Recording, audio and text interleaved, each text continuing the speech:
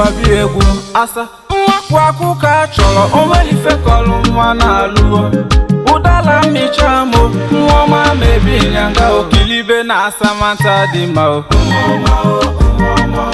kilibe na-achalụ ugomo nwa ọma mebe ngara ọnụ nwa mebi nyanga ọnụ nwa mebi nyanga ọnụ achalụ ugo mebi nyanga o nwa mebe ngara ọnụ nwa mebi nyanga ọnụ achalụ ugo nwanyị nwa n'ịmala mmiri anụ onye nụrụ gị n'ụwa ịma n'isi ga-eji oyi golden treasure nwa n'ịmalụ ma na-ese okwu ụlaga nwanyị o you are looking beautiful n'obi ise danse nke a bụ ife m fụrụ n'anya o ụwa kilibe nwa chukwu kere chanya mma o mmiri mma ịma na iwere ezigbo agwa o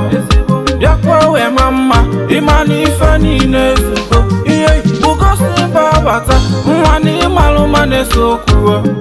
paragon of beauty nwa na ịdị ka esi chọọ kilibe na asamanta dị ma o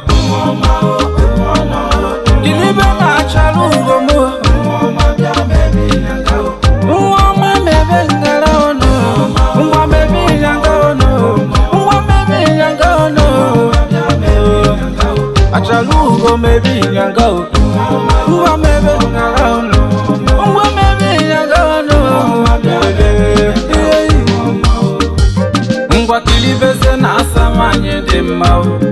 ụdala mmicha o nwata bụkwa ife a na-achọ kilibe na deze ifụkwalụ ka ọ na-apụkwa ọkụ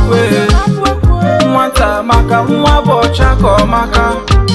ngwalekwa bụ n'anwụ nwata egolugo obi mụ na o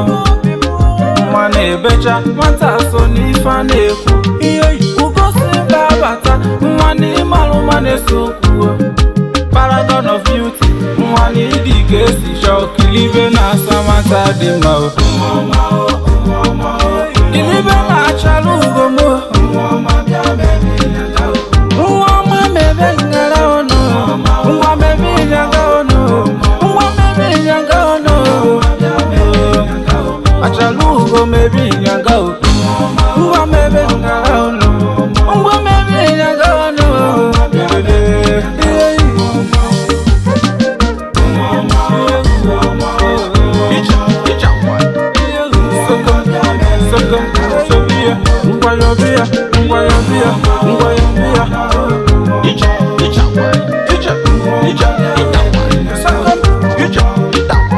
Sakam,